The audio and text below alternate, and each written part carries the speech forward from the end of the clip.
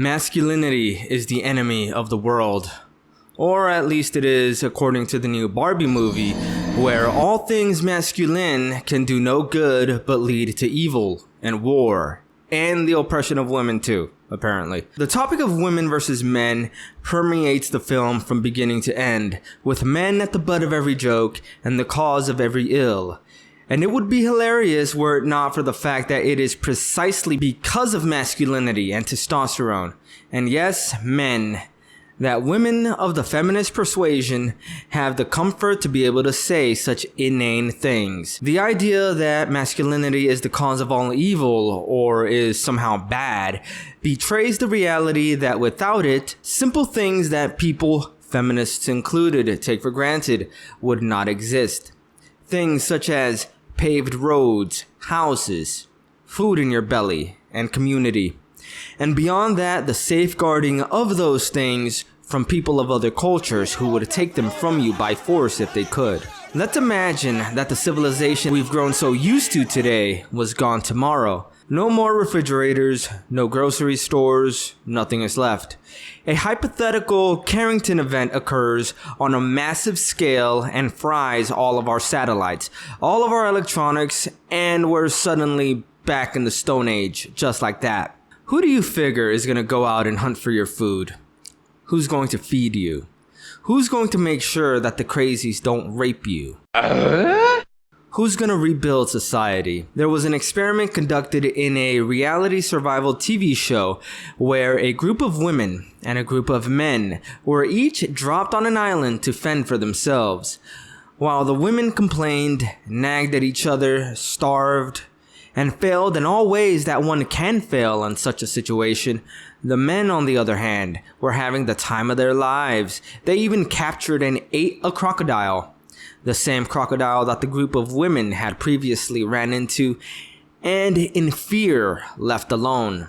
Hi, I'm Sarah McLachlan. For just 20 cents a day. It takes masculinity to repel an enemy. Would a bunch of limp-wristed weirdos devoid of anything resembling balls have been able to storm the beaches of Normandy? Not that I think we should have been involved in World War II to begin with, but I was just making a point. War is bad.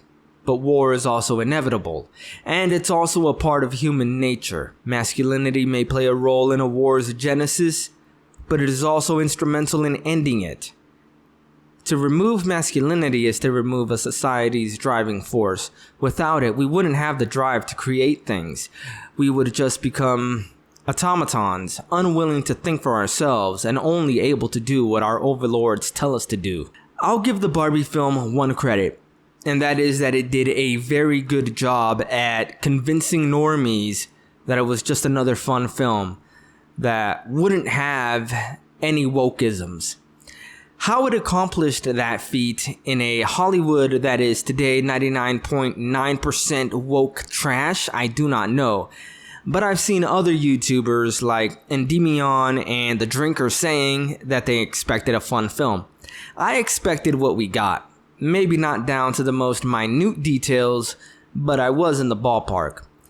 There was no possible way that Hollywood was not going to take a brand that is focused on young girls, because you gotta remember they are the real target here. Not millennial women like they're trying to spin it as, but little girls, little kids are the targets of this film.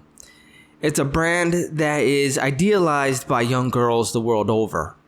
And like Star Wars and The Lord of the Rings, there was no way in hell that Hollywood was not going to take a property like that and bastardize it by introducing woke garbage into it in an attempt to poison the impressionable minds of anybody who watches, particularly kids. And what are the ideas that Hollywood attempts to implant in your kids' minds through this film?